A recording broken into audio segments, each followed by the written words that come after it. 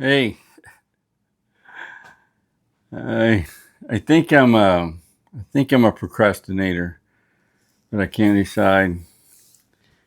Yesterday I thought about doing this.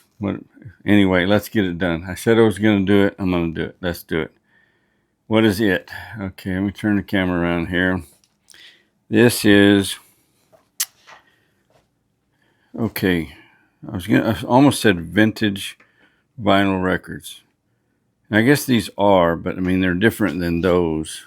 That's all my Stones records and those bins over there. Those are vintage records. Maybe these are antique records. I don't know. But I talked in my last video, which was 2 days ago, I believe, about how I found these in an estate sale and how amazing a find it was for me because most of the records that are in these uh, binders are 78 speed records. And that was really cool findings. They're in really good shape. And over here, that is a truly vintage. When it was made, it was called a sound machine. It's a Victrola. It's a 1922 Victrola sound machine. It is also a turntable table, and turntable shelf, whatever. And that turntable is hooked to my vintage Pioneer stereo, and those are vintage Pioneer speakers, and so on and so forth. But anyway, to play, I said I would play some of those old records that I got at the estate sale on this thing right here. And to do that, you can see I got to clean this off. I'm gonna have to pull it out because it actually works with a wound up spring. There's a handle that goes on this end like a crank. You have to wind it up to be able to play. You'll see. So that's why I didn't get it done yesterday. I didn't feel like doing all this, which really involves probably just setting this on there and picking up all of that album cleaning stuff. And this was set aside because I wanted to listen to it. Let me go ahead and set this over here just for now. Let me get started. I'll tell you what, I'll be back. Oh, let me say for right quick, if you've watched my channel for a long time, recent subscribers might not know this or might not realize that's not my vintage Pioneer turntable. And why is that? Well, it's right there set aside until I could get a part that's in this, because there came a point in time that the music sounded horrible. It just didn't sound good anymore. And I realized, look, it was restored by Tom, my vintage stereo repairman, and he knows what he's doing. He did an excellent job. And this was working fine for, I don't know, weeks, months. But I think that stylus, also called the needle, I don't know if you can tell that. It's really dirty up in there. There's no telling how old this is. But it was working. So, of course, when he refurbished my machine, when he restored it, he didn't replace this. And this is, the whole thing is called a cartridge. And I don't know if I can do it one-handed. I looked for just the stylus. See how I just slid that off of there? That just slides off. Yeah, so this little piece here, that's the stylus. And I can't find where to order just this piece. So what's in there in this package is the entire thing, both pieces, the stylus and a new cartridge. And I'll put that on one day when I stop procrastinating. And to be truthful, this is a SL-Q2. It's a quartz and a direct drive turntable. It's probably better than my Pioneer PL50, that vintage 1970 turntable you just saw. But my receiver is this Pioneer, and I love this. And this is Pioneer speakers. It's all vintage, so I want my Pioneer turntable here. And I have dual turntable inputs on the receiver. So I could have both of these turntables hooked up. And I could be like a DJ, right? DJ Jazzy Todd. No. Okay. I'll be right back. Let me get some stuff moved around and hook this up, and I'll be back. Okay, got it pulled away. See right there, there's a that goes in there, and screwing it in. I'm not winding yet. It's gotta get it screwed in, and when I feel a little resistance, then I'll know that it's then winding. Okay, it is installed, and I don't want to wind it up too much. And I took the opportunity, since I'm doing this, to get my turntable pad, aka rug, into the washer. So that's good. A little silver lining there, side benefit. So here's one of the old records that I have, and it's the best one that I have, and it's Take These Chains from My Heart by Hank Williams. See if I can get it in such a light that you can be able to tell. This is hard. Let me get over here. Let me do this. You see how scratched up, how horrible that is? It does play. And these old records like this, just I guess the way they're made, they don't skip.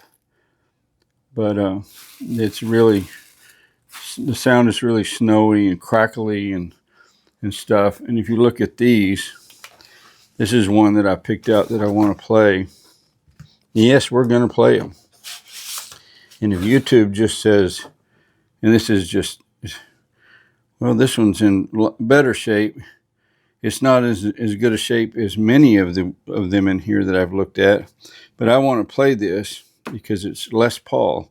I had mentioned when I did the video about the estate sale find that that there were some Les Paul records in here, and there's Les Paul and Mary Ford. That was his wife, and they sold a lot of records.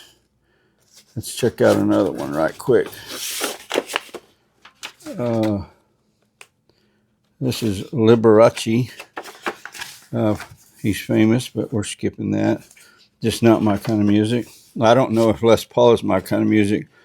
I know he was great at making guitars or inventing things that made guitars better. There's Frankie Lane. Check that out. Yeah. This is much, much better than the records that I have. Okay, so let me set that aside for right now. And I'll show you a little bit about this before I play a record. It has a needle right here on this. And see, this turns down once you have a record on there. This is a break right here. If you see, if I release that, this starts spinning. I don't know if you can see it, but it is spinning. Yes. I'm going to, here to break. Okay, when you play one record on here, this has a little on the side, and make sure you can see it right there. It's a little wheel. You just unscrew that, loosen it up, you pull that needle out of there, and you go over here and you get a new needle.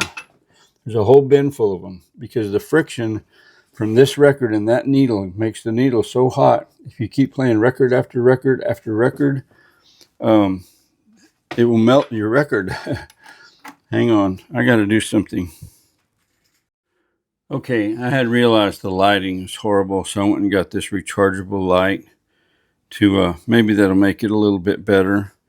And I'm not going to retell the whole story about how I came into possession of this piece of glorious equipment. But all the book, the original, all the paperwork and everything is in here.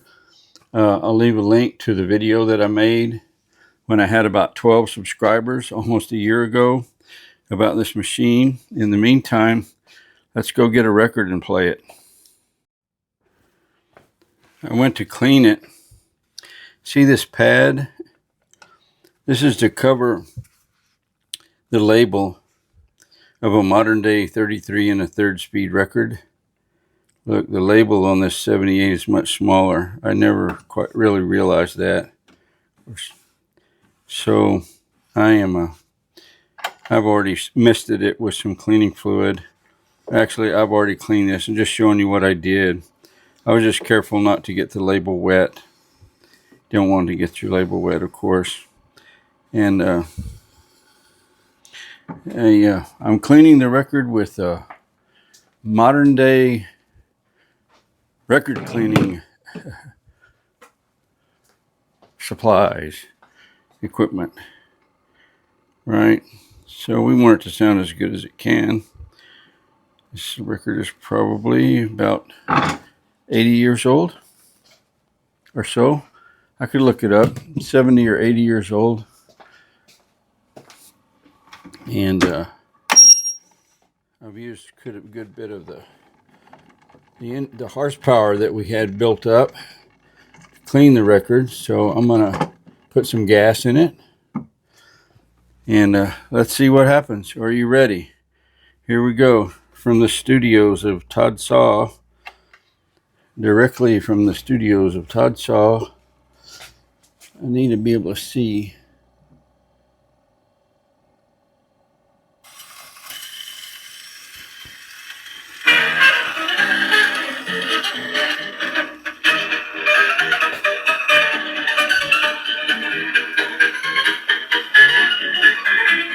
Turns fast, doesn't it?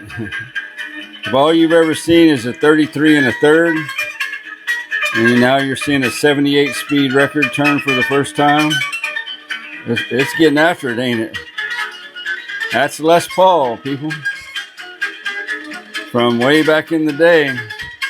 That would have been fascinating for the people of those times when they were able to listen to reproduced records, sounds. And I'll show you the volume control. All right. So that's not loud enough for you. You open one door. There we go. You want to really crank it up and get down and party? You open both doors. There we go. That's full volume. Okay, I have changed the record to Lefty Frizzell. If you've got the money, I've got the time. I'm going to take this needle out of here right quick. And in truth, it's had enough time to cool off. I really don't have to do this. But I don't know if you can see it. Let me get over here. There's the little needle. That's the needle. Okay. And I can put this back in this bin. I don't want to get it right back out. So I'm going to go ahead and get a different one. Get another needle. Drop that one in there. And here's the new needle. Yay. Slip it right in here. And tighten this up.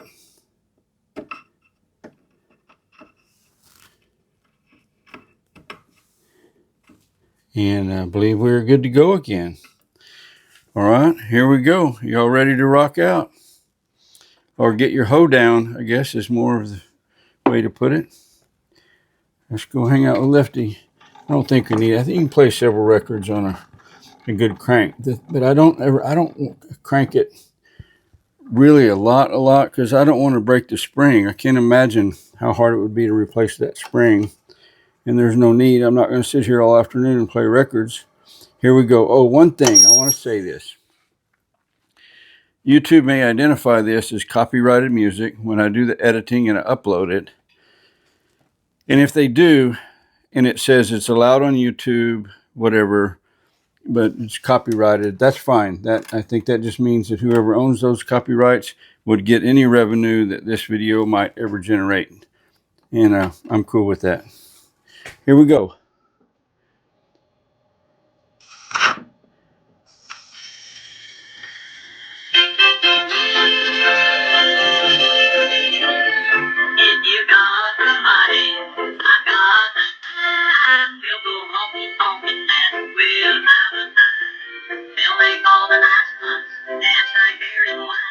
If you got the money, honey, got the time. Is that cool or what? Get down. Yeah. Woohoo! I like it. My grandpa taught me that song. He used to sing that.